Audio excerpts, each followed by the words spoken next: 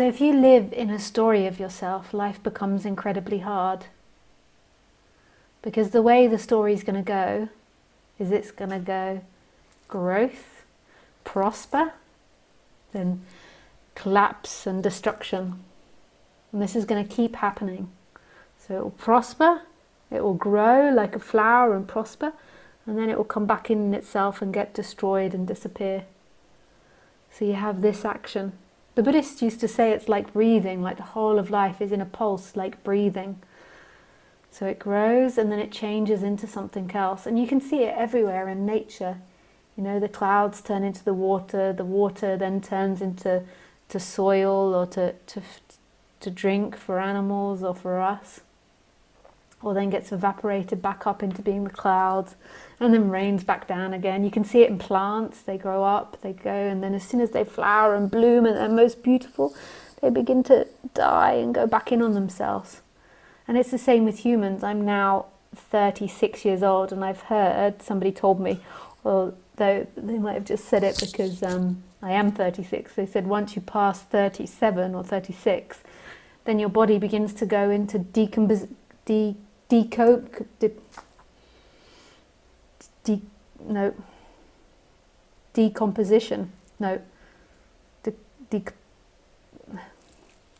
Once you can't get a word, you have to just give up and change it. Your body begins to break down again. So it grows for those first 36, 37 years, and then it gets to its peak of health, and then it begins to go back in on itself. And this is the natural rhythm of life. So the Buddhists have this whole thing about the Om sound and the breathing, the going out and the coming in, the breathing out and breathing in. And then they say that the universe explodes and it goes out and out and out and out, and then it comes back in itself. So there's a lot of spirituality that talks about this movement, this pulsing movement. Now, if you look at yourself in a timeline, so if you look at yourself in a story,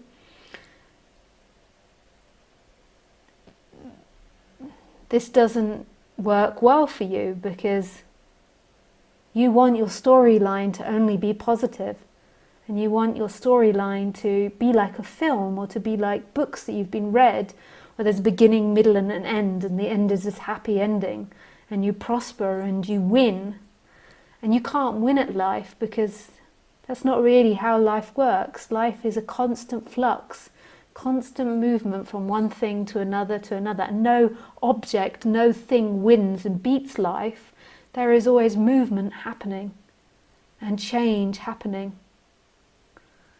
So if you look at it and you put the nature of life into your storyline, that instantly gives you a bad story, because stories, and the way we tell stories is about us winning and us overcoming evil. That's how we see storylines, is there is heaven and there's hell, and our storyline needs to become, or we want our storyline to be overcoming hell. So getting to this point where we've overcome something and we've got to goodness. And this is completely unrealistic. This story that we have, this divine story that we have from Christianity about getting to heaven and getting to this heavenly place to God and getting rid of everything bad and everything negative, is totally against the actual natural process and flow of life. So if you put your life into a storyline, it's never going to work. You're never going to be happy with that story, because you can't stay young forever, you can't stay beautiful forever, you can't stay healthy forever, you can't maintain your money forever, you can't keep your family, your friends forever. You can't keep things. And so if you put that into a Hollywood movie, how does that work? If you put it into a novel, how does that work? You know, our movies, they have the beginning, the middle, and the end. And the end is normally always overcoming something. How can we overcome our life? In the end, we die. We don't win.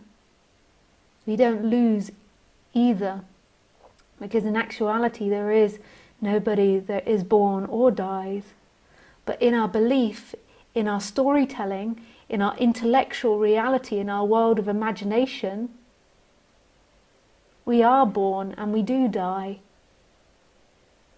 And we believe that the point to life is overcoming and beating life. Becoming the saviour, the hero, becoming this fixed image of perfection. And this is completely unrealistic. And it's driving humanity insane.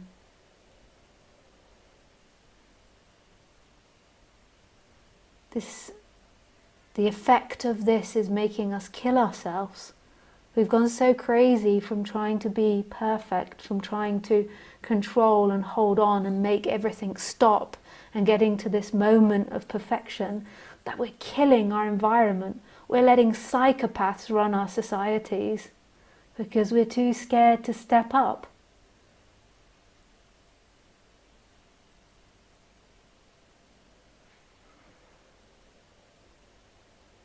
And all of us believe, well, not all of us, but most of humanity believe, deep down, it might not consciously, but they believe that we should beat life and we should conquer life.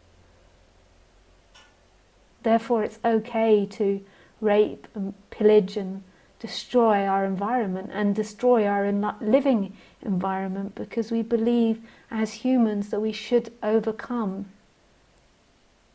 We should beat it. We should control it. This might not even be a conscious thing.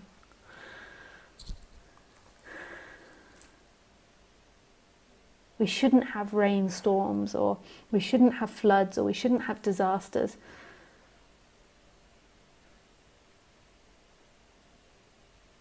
People do believe this. If not consciously, they believe that humans should have ultimate domination over life, even over death.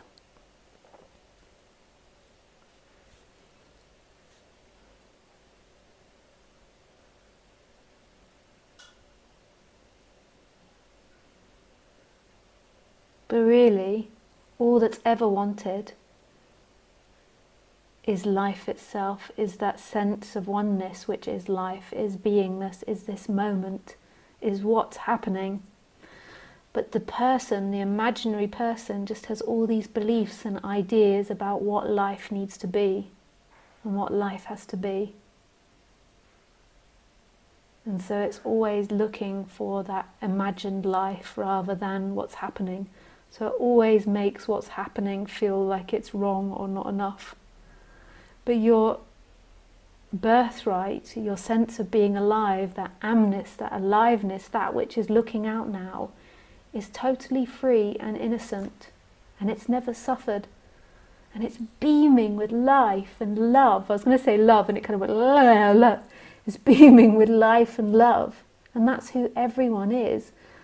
All things are. Ramesh Balsekar used to say it's the birthright of every human being, without his teeth in, while he was rocking on his chair. If you ever saw Ramesh, that was a very accurate impersonation. The birthright of every human being. Now, I can't do his accent.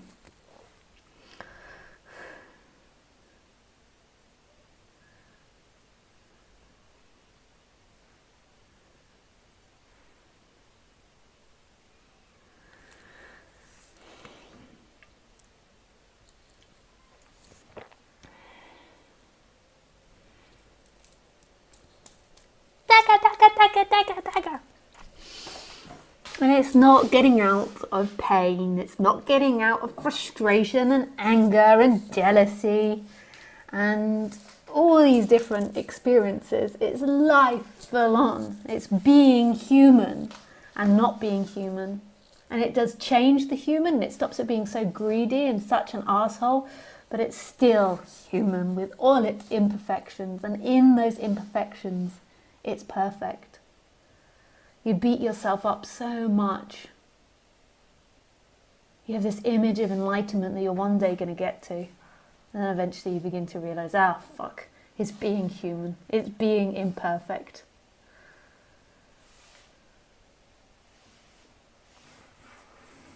And people love to project onto the teacher the perfect person that never gets angry, that's always peaceful, that always does the right thing, that's all-knowing. And this is another illusion. This is the illusion again of this perfect heaven that you're going to get to. And so they have this onto the teacher, this perfect person, this perfect thing. Then they get to know the teacher, and the teacher sleeps with all the students, and then they're like, ah, this teacher's fake. Of course, I don't sleep with all my students. I'm just talking about the other teachers. I just only sleep with a quarter of them. See, this is the advertisement I do for my retreats. It's a joke, by the way.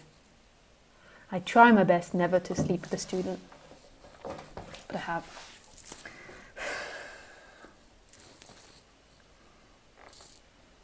Imagine Muji saying that, or Rupert Spira, or just all the other teachers. They'd never be so honest.